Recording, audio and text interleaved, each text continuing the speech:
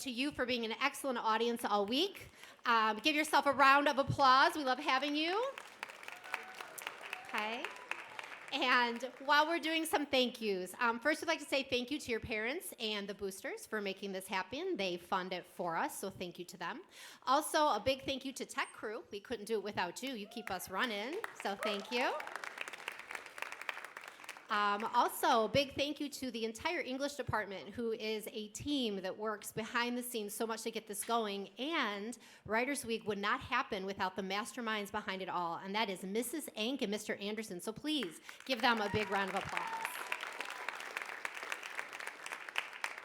All right, so today we have two very special guests. They actually work here at Fremd High School. So you might know Mr. Paul Radick. He teaches art. He's been here for 25 years.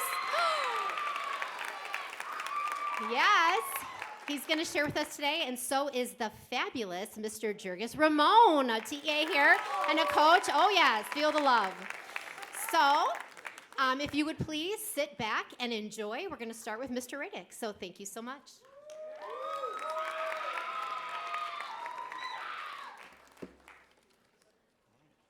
Thanks, everyone. I want to give a shout out to my fourth period painting, drawing, printmaking 2 class. They're here. Shout out to my period 6 studio and AP classes. Some of them are here. My wife is here, Mrs. Radek. Thank you for coming. And thank you so much to my good friend, Mr. Russ Anderson. 2 times in the last 15 years, I've asked him, told him about something I was working on, and I'm like, is this Writers Weekable? And he's like, both times he's enthusiastically encouraged me to read. So thank you, Mr. Anderson. All right, here we go. I golf, but I don't consider myself a golfer. I'm better at golf than people who don't golf at all, and I have enough natural athletic ability that I'll have fun and not embarrass myself when I go. But I'm definitely not as good as people who are really committed to golfing. In the same way, I write. I write things, mostly professional writing for my job as an art teacher and department chair, emails, professional goals, reflections on teaching, letters of recommendation, to-do lists, thank you notes, student evaluations, step-by-step instructions, handouts related to project introductions and instruction, work stuff. And all of that takes a hefty amount of creativity, clarity, and revision. And sometimes I'm inspired by non-work topics I want to write about. They mostly end up as outlines, bulleted lists, maybe half-baked thoughts if I'm lucky. Or I'll think of something quickly, say something really good out loud, and then immediately forget what it was. But ultimately, like many of you, I assume, I write better when I have a prompt. That's the writing side. This collection of contemplations that I'm going to share with you starts somewhere else. 30 years ago, before reselling stuff from thrift stores became a business model, my friends and I would go thrifting a couple times a month. In high school, probably half my wardrobe was secondhand. What I loved about it, and still love, was the hunt, or maybe more accurately, the foraging. Something that someone else discarded could become the perfect thing for me. As I've gotten older, I pop into estate sales. All the items of a person's home feel suspended in time. I wander, catching small glimpses into someone's past. A plate, a watch, a piece of furniture, a super cool serving fork, a curious sculpture on a shelf. Somewhere in my heart, I know that someone, at some point, thought that object was useful, or functional, or special, or at the very least, that it worked. And more than that, these things represent a connection to people, to the past, and how they might have used them. So where does that bring me?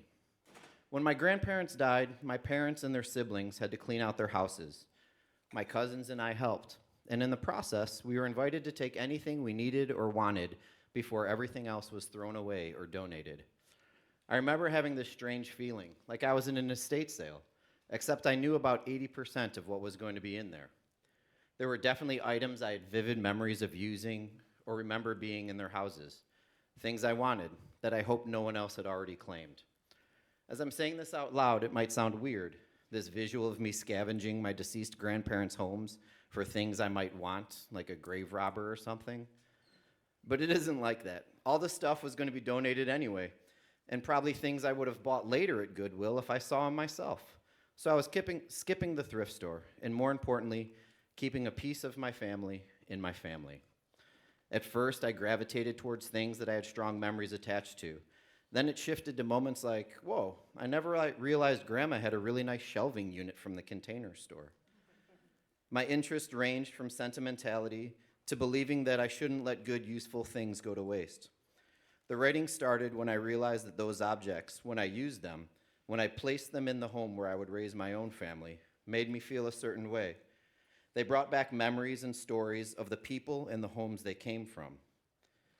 What started as Instagram posts has grown into a series of essays about memory, connection, and family. This ongoing collection is called What I Kept, and it starts small. I have vivid memories of my grandma preparing tea in this cup. She would reheat its contents in the microwave, get distracted by something in the home, and eventually open the microwave to a once again cold cup. I probably found it in the microwave more than I saw it in her hand. I've been using it for 2 days, and it is a wonderful connection to her that I didn't know I was missing.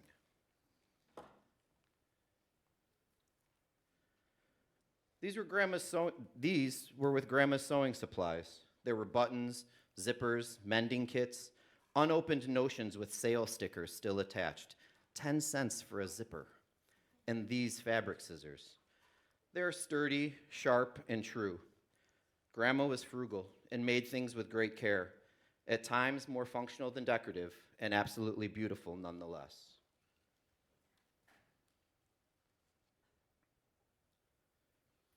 Oh, I switched my order. That's okay.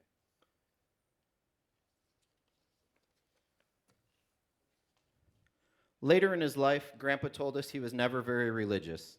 He said that he attended church because it was important to Grandma and it made her happy, which I find to be a pretty selfless act to do for 80 years. When they were first married and as their kids grew up, my grandparents attended Our Lady of the Angels Parish on Chicago's West Side. In the immediate aftermath of the 1958 OLA fire, Grandpa spent hours reuniting terrified neighborhood kids that successfully evacuated the school with their horribly distraught parents. When the firefighters, paramedics, and police were done at the school, Grandpa ventured into the flooded basement to be sure the main electrical breaker in the building was shut off so that no one else from the church would be harmed in the eventual school cleanup. This is one of the stories that ranged from incredible to unbelievable that Grandpa shared with my brothers and I later in his life. His oral history was easily recollected, from hand-setting bowling pins for literal pennies to odd jobs in butcher shops, to veiled stories of his service in Europe during and after World War II, and 39 years as a Bowman dairy milkman. He told us about his subtle acts of compassion, a consistent commitment to ensuring fairness, and a life spent living the golden rule. Grandpa died a few years ago, 5 months after his 100th birthday. He continued to attend church regularly after Grandma passed away. I assume he found comfort in the routine, the community, and its connection to Grandma. My grandpa had saved 3 change dishes and 4 name tags from his time as an usher at OLA, St. Bartholomew, and St. Hubert's parishes. Now, his great-grandson uses one to hold his own change. Jacob is not really religious either, and has the same strong sense of justice and fair-mindedness his great-grandfather portrayed. As a young teen, Jacob enjoyed listening to his great-grandfather's stories and patiently taught the 98-year-old how to use a tablet phone during COVID. I love that this artifact is in his room as a connection to his great-grandparents.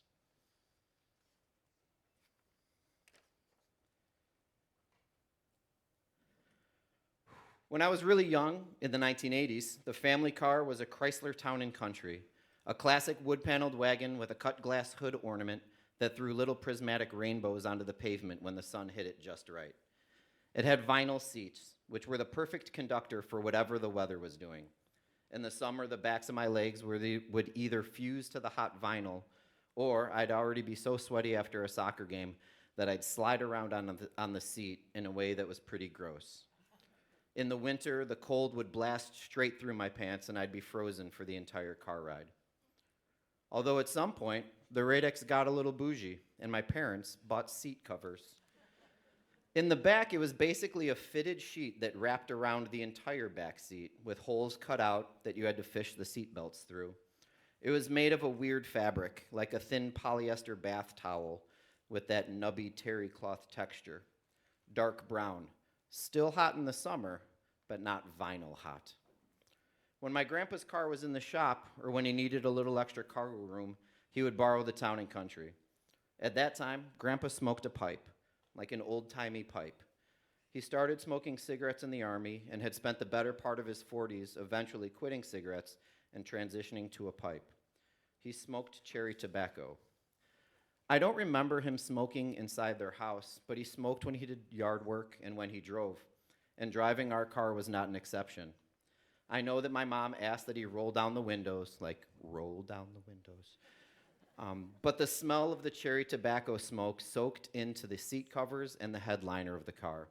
And for a week after Grandpa borrowed it, the car smelled like his pipe. Fast forward, in college, a couple of my neighbors smoked pipes. Big Jim had a corncob pipe, because why not? And Silent Bob had a proper old man pipe, like the one Grandpa had. I'd meet them outside and watch the ritual, filling the pipe with loose tobacco, tamping it down, and lighting it. Then, I'd just close my eyes and smell. Pipe tobacco has always made me think of my grandfather. That smell has almost completely vanished from modern life, but on those rare occasions when I catch it in the air, I'm right back in the back seat of our wood-paneled wagon after Grandpa borrowed it. In Grandpa's garage, there were tobacco cans of sorted, labeled hardware. I don't know when I'll need 5 pounds of number 6 sinkers or number 11 singers, but I couldn't pass up keeping the cans and the memory of the smell they used to hold.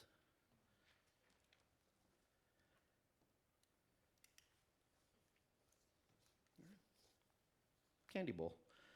My paternal grandma lived in a classic Chicago 2-flat. In my memory, I'm walking up the porch steps to the front door. Once in the vestibule, I could go upstairs to Auntie Elle's house or go through Grandma's door to the main floor. On major holidays, both houses would be full. My cousins and aunts and uncles in Grandma's house, my dad's cousins and their kids in Auntie Elle's house upstairs. So the doorway would be packed with like 40 pairs of shoes and boots. In the winter, you'd step carefully, trying not to get snow on your socks. When I walk through the front door, I enter the front room with a beautiful bay window that faced the street. It's full of plants, dozens of them. Small pots on the windowsill, succulents on the radiator. On the floor, there were larger plants. Some looked prehistoric, and there were wonderful little indoor trees. After Grandma passed away, relatives could take a plant if they wanted. I asked my Aunt Mary Beth how often each kind of plant needs to be watered. She answered without hesitation, like the words came straight from her mother's mouth. Once a week, no more, no less. The rest of the room was for sitting, a sofa, chairs, a TV. Grandma died when my wife and I were moving into a bigger house and starting a family. I ended up with Grandma's cherrywood TV cabinet. We got rid of the television case, but kept the corner shelves. They still hold books, photos, and small knickknacks that I've collected. Through an arched doorway in the dining room, this is where the adults would be. My mom and dad, aunts, uncles, and the occasional cousin from upstairs. They're recollecting from their shared pasts, sports, movies, the neighborhood. Uncle Jim will probably start singing. And against the front wall is a small credenza that holds a crystal candy dish. It is a perfect sphere, and on the top half is a spire-like handle. The candy selections vary with the seasons. In the summer, it's full of those goo-filled strawberry candies in a wrapper that look like a strawberry. Butterscotch and peanut butter cups in the fall. The Christmas candy was red and green M&Ms. Pink and red M&Ms for Valentine's Day. And those mini egg-shaped malted chocolate candies for Easter. Every time I'd pass through the room, I'd hear the laughing and storytelling, and I'd sneak a little candy. It was a two-handed operation. One hand lifted the lid, the other grabbed a pinch of candy. Then, carefully setting it back down, trying not to make noise, definitely trying not to chip the crystal. To the right of the dining room were the bathroom and the bedrooms. By today's suburban standards, it's crazy to think of how it worked out. 2 adults, 3 boys, 3 girls, all sharing a single bathroom and 3 bedrooms. When the house was full of people, coats would be piled on the beds. The bedrooms themselves are quieter in my memory. Dressers, beds, sturdy furniture, and closets. We didn't really have a reason to hang out in the bedrooms. Another arched doorway led to the kitchen. Many years ago, when everyone was younger, this is where Grandma would be. Half in the kitchen, half still in the conversation happening in the dining room. She could keep an eye on the food and still chime in to clarify any misremembered details of a story. My dad told me that on more than one occasion, after dinner, in a room full of people, she'd doze off, standing up, leaning against the doorframe, holding a saucer and a coffee cup, just resting her eyes. The galley kitchen would be busy, with adults in and out of it helping Grandma as needed, but my cousins and I would go to the back porch to watch the old TV, or meet up with our second cousins in the back stairs, hang out with my second cousins in the back stairs up to the Rizzo's flat to hang out. Grandma isn't always doing something specific in my memory of this space. Sometimes she's just there, chatting, listening, keeping things going. The house worked because she and Auntie Elle were always in it. When Grandma died, and later when the house was being emptied, I foraged in it. Again, some things I knew I wanted, others I figured out I needed, and others surprised me, but none of them felt random. Walking through the house in my mind now, I realized that what I took wasn't furniture or dishes, but the memories and the realization that the stuff and the space are inseparable from the people who lived in it. These writing pieces started with objects as prompts, but they led me back to memories of the people and spaces I shared with three very important figures in my life, and to the ways their presence still shows up in my home now. Thank you.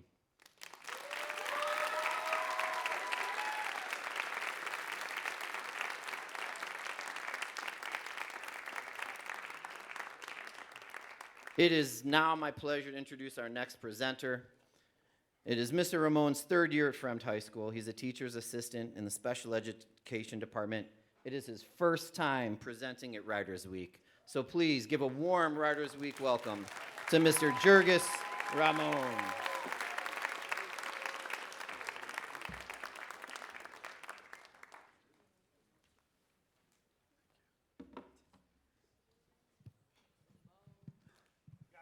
Good morning, guys. Can everybody hear me in the back? Before I get started, I want to give a quick shout out to Mr. Anderson and Mrs. Ank for putting this all together. So I appreciate you guys so much. Another big shout out to the whole English department, the whole special education department, and everybody here at William Fremd High School. All the kids here, you guys inspire me so much.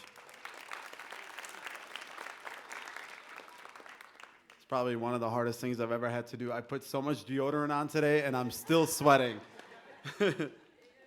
I don't really have a title to this story. I guess it's a few different titles. It's the best 6 months of my life and the worst 6 months of my life. And yeah, this is it. So have you ever had a moment where everything changed? Not slowly, not over time, but in a single second. I did. My name is Jurgis Ramon. A lot of you may know me as Mr. Ramon, Coach Ramon, or Unc, which means uncle. And this is my story about a kid from Palatine, but my story begins halfway across the world. It all began in December of 2013. My brother John and I decided to take a last-minute trip to Sydney, Australia, to have a fun winter break to visit our cousins. We rushed to book flights, expedite our passports, and somehow made it all work. We were beyond excited. Australia felt like an adventure, a break from the cold, and a chance to make unforgettable memories to talk about for years. What I didn't know that this trip would change my life forever. We planned to stay for 28 days. In that first week before everything changed, I experienced Australia in ways I'll never forget. I saw architecture, stood at the sand at the famous Bondi Beach, hiked through trails that led to hidden waterfalls, and even fed and petted a koala and a kangaroo. I was living, I was exploring, I was completely present. But on the unlucky 13th day, something unimaginable happened. We were at an indoor trampoline park with all my little cousins, just having fun, jumping and laughing. I had already jumped into the foam pit a few times and doing tricks, and everything felt normal. But one jump changed everything. This time, I didn't come back out of the foam pit. I remember sinking into the foam pit, suddenly unable to move.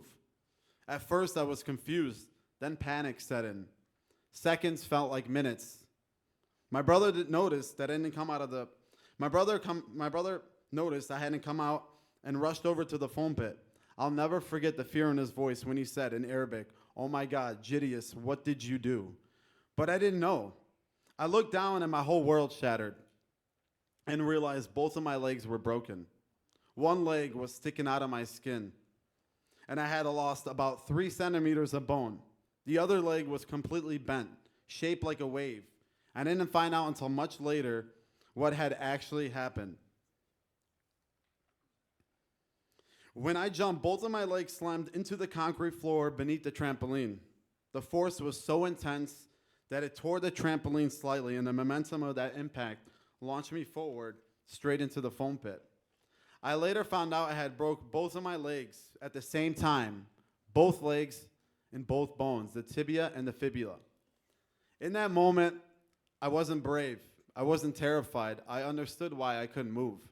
I was crying, screaming, and begging for help while strangers stood frozen, unsure of what to do. My oldest cousin immediately called the ambulance, while my cousin's husband jumped into the foam pit to hold my hand tightly and let me know that everything would be okay. 8.5 minutes passed before the ambulance arrived, but in pain like that, time stopped making sense.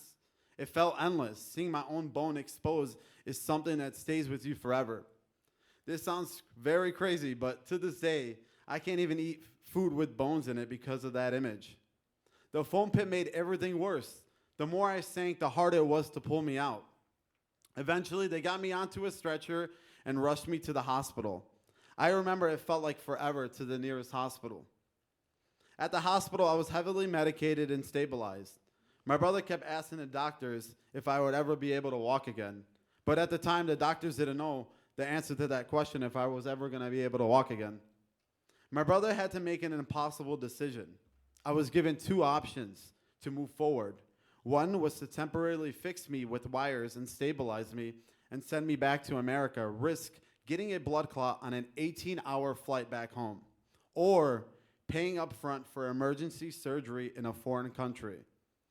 Without hesitation, my brother chose to fight for me.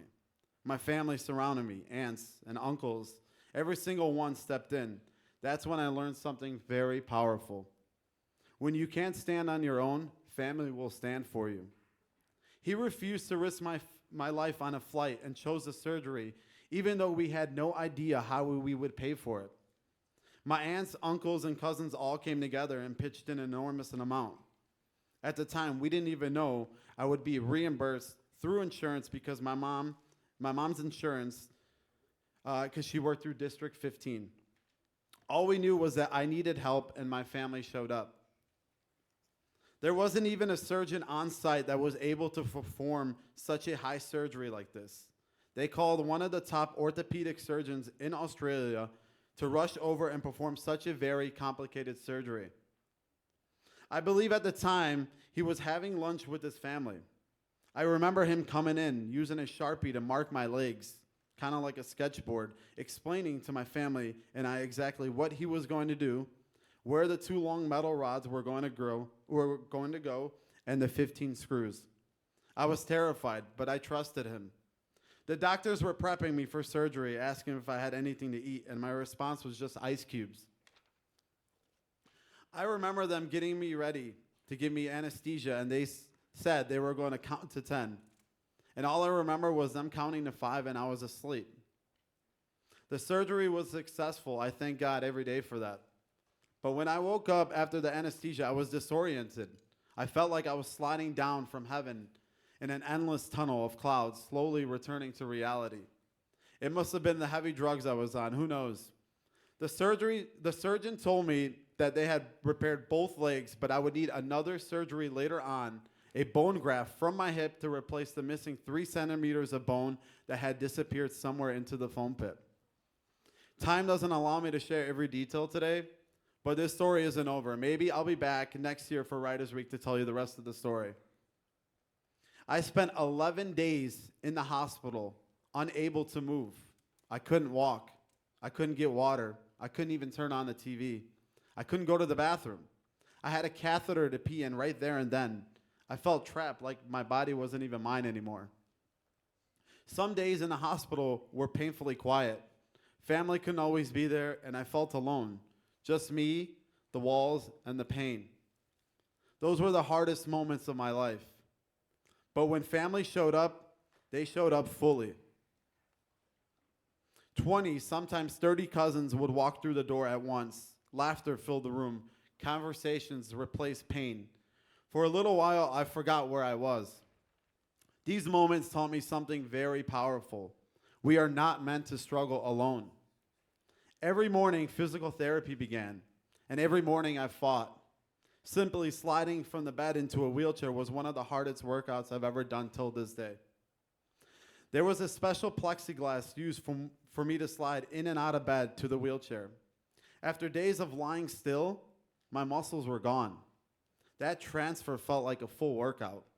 I learned patience, I learned gratitude, and I learned that strength isn't about what your body can do, it's about what your mind refuses to give up on.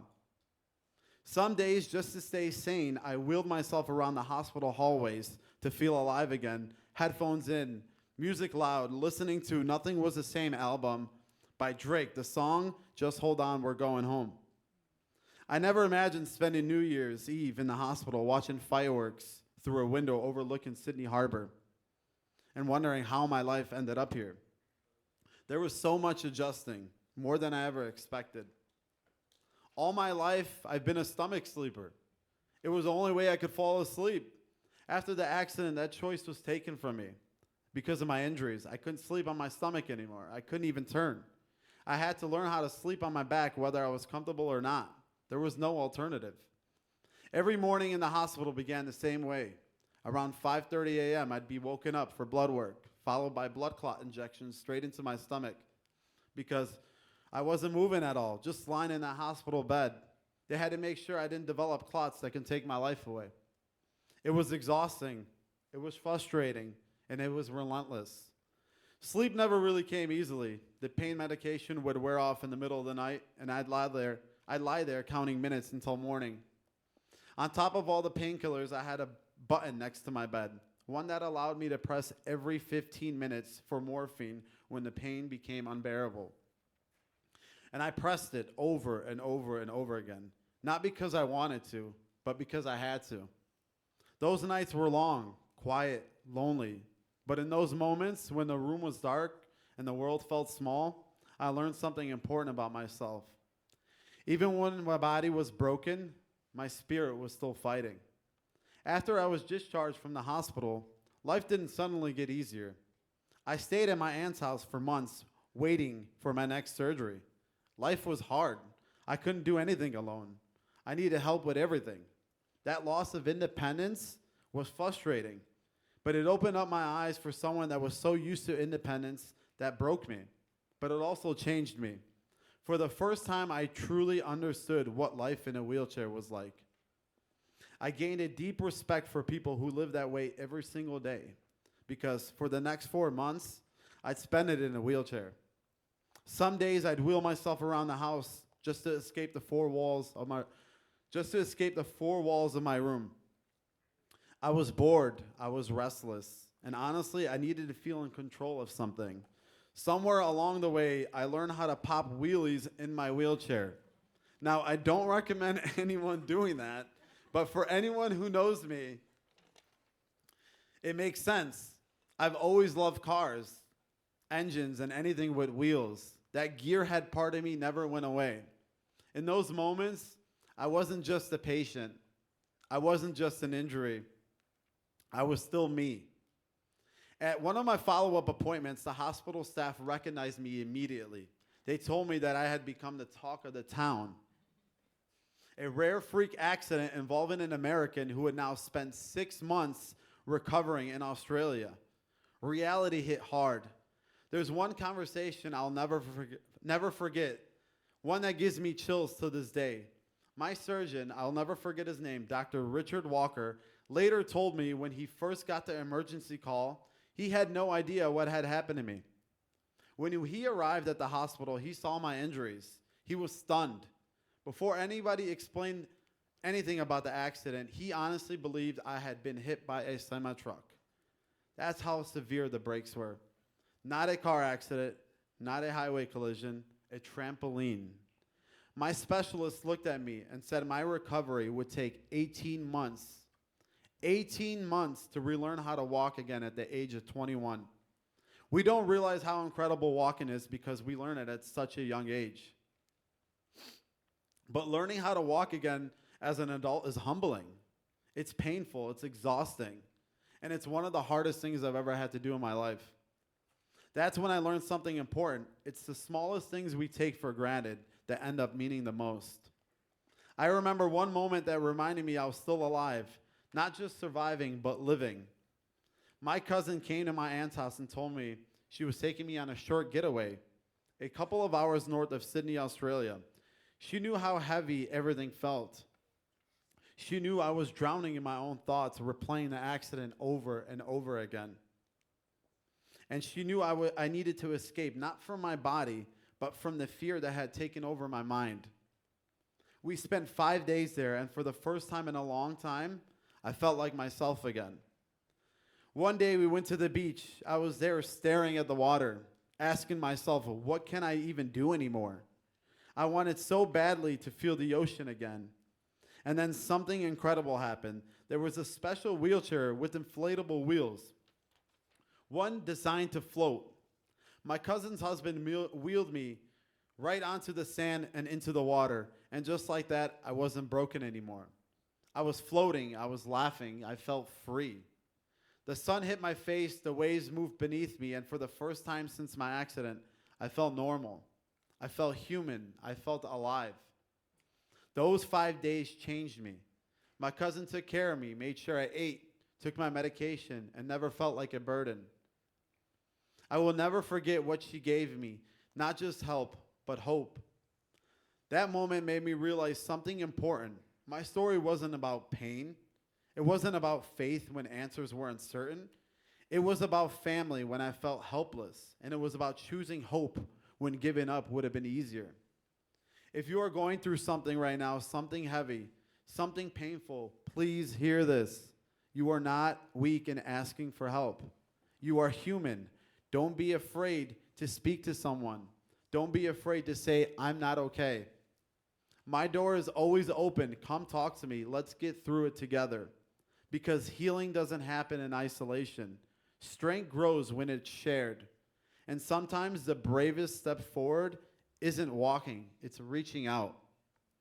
Today I walk, today I stand, and today I share my story, not because it was easy, but because it reminds me how strong the human spirit can be. If there's one thing I've learned this. It's your life can change in a second, but so can your strength. And that's the story I carry with me today. Thank you so much.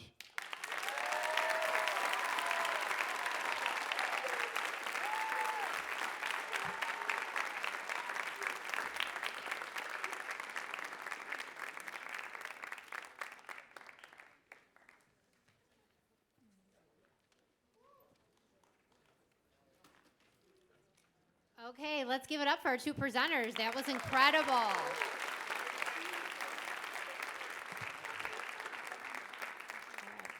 And now we have some time for questions from the audience. So, are there any out there? Questions for our presenters? Okay. In the center? Me. Yep. Okay. Mr. Ramon, do you still got like metal in your leg or no? All right, here you go. Jarrell, that's a very good question.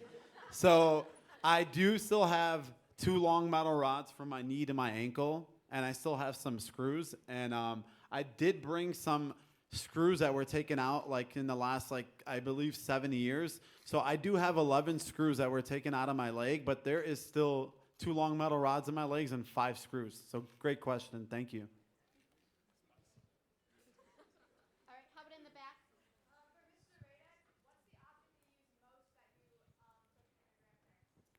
Oh, that's a good question. There's other things that I haven't written about yet. Like in the 50s, like one person I don't really talk about in this series yet is my dad's father. He would have lived in the house with grandma and Auntie L upstairs. He passed away when I was 4, so I don't have like a lot of memories of my interaction with him or him being like in the house when I was in the house. But in the 50s, like plastics were like a new thing, and he worked at a plant that made plastic serving dishes. And so, well, he was like a manager at the plant. And so we have like this 2-section dish that would have been used for like hors d'oeuvres that we sort puzzle pieces in at my house. There's a really neat like tray that looks like it's made of old newspapers, and that's in the kitchen. I use that, multiple times a week. So I haven't gotten to that set yet, but those things are like the practical things that are used. So yeah, those dishes that would have been part of my grandfather's job, we use all the time.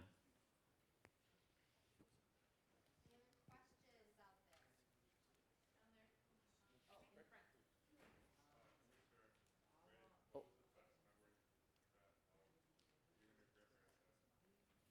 Oh, the best memory that me and my grandparents, I think it's all, I don't have like specific ones. Like the last piece about going through Grandma and Auntie L's house, it's just they kind of exist as a big feeling, right? Like I don't have very many negative memories of my grandparents. Like I said, my grandpa died a couple years ago. I knew him for over 40 years of my life. And so all those things kind of blend together as just really good feeling things about being around them and them supporting me and us interacting. And then as Grandpa got older, it was kind of a relationship between 2 adults, which is weird to think about, that like I was an adult and my grandpa was an adult, and we weren't peers, but like we talked about regular stuff. So like just like there's a kind of a collection of really nice feelings about them in general. Is that? Yeah. Yeah, another one.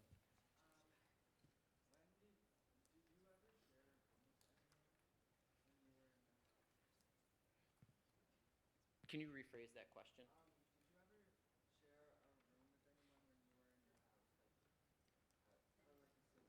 Oh, me growing up? Did I ever share a room growing up? Yeah, my brother and I shared a room until I was in 3rd grade. And he was like the super clean one, and I was the one who was not super clean. And like my mom would be like, "You guys can't go out and play until your room's clean." And my brother would like make a line in the middle of the room and say his side was clean, Paul's is not clean. So, and that's like, if anybody who's in the art classroom, it's my biggest struggle is like keeping things in their places. Yeah, you're laughing, I hear you. Good question. Jurgis, how does what happened impact your coaching style now with athletes who may complain about workouts? That's a really good question. I mean, yeah, can you repeat that question again? Wait, I need you to repeat it though, because I lost my train of thought because I had something to say. How does the entire recovery, everything you went through, impact how you coach now when maybe athletes? Yeah, that's a good question. So I do coach track and field, and then girls flag football. It impacts a lot because I know where a lot of people come from, whether it's like a minor accident or like a major accident. It kind of opened up my eyes to things, and it just makes me more motivated to get the better out of the kids to unlock their full potential. It just like I tell them my story and then let them know that like, hey, like you could do anything you put your mind to, because I was told that I might not ever walk again. So clearly, if you put your mind to something, you can really achieve something. Follow-up question, is Fremd or Palatine better?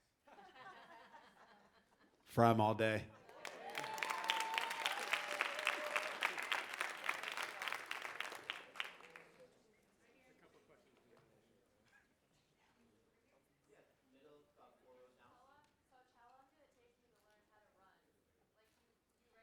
practice. That's a good question. So the question was how long it took me to run.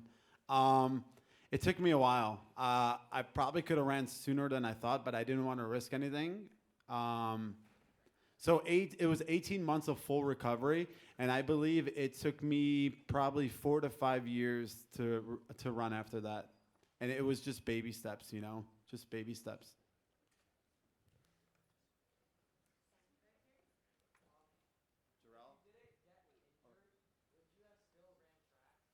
I'm sorry, what was that?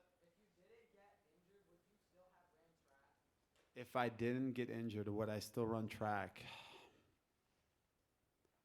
That's a really good question. I probably would have, because I just like being motivated. Like, honestly, a lot of you guys here in the audience motivate me so much, whether it's the basketball girls or the boys track team or the wrestling team or whatever it is. So I probably would have ran track, yes.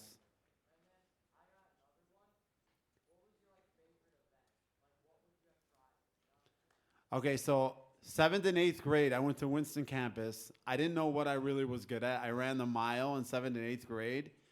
And then in high school, I was more like a sprinter, like the 100, 200, and the 400. We call it the taste of track. I probably would have done probably the 2 mile, just because it's like such a hard event to do, and you have to be like super mentally tough. So it'd probably be the 2 mile. Great question.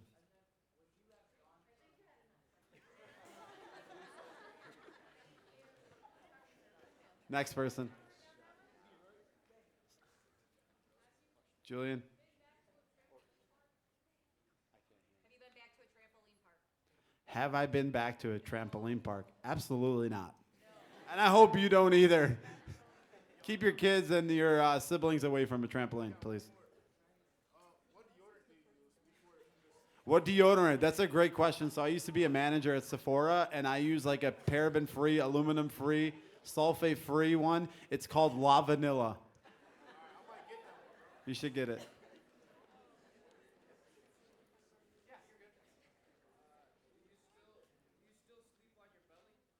Do I still sleep on my belly? No. I had to learn how to sleep on my back. So now I thank God I don't sleep on my belly, because that's probably the worst position you could sleep in. Any other questions? Carmine?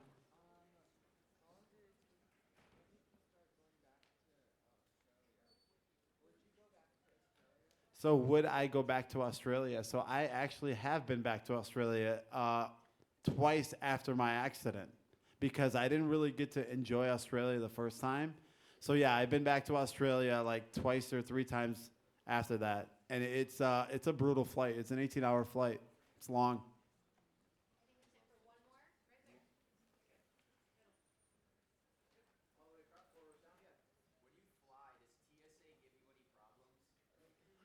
That's a good question. So there's only one airport where the metal went off, and that was in Egypt.